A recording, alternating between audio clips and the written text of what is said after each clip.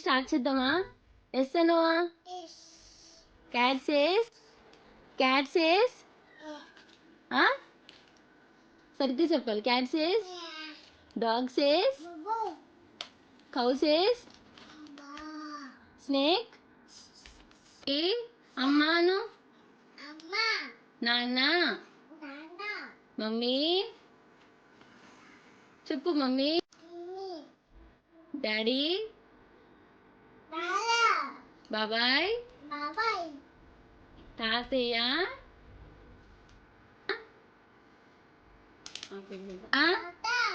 అమ్మమ్మ,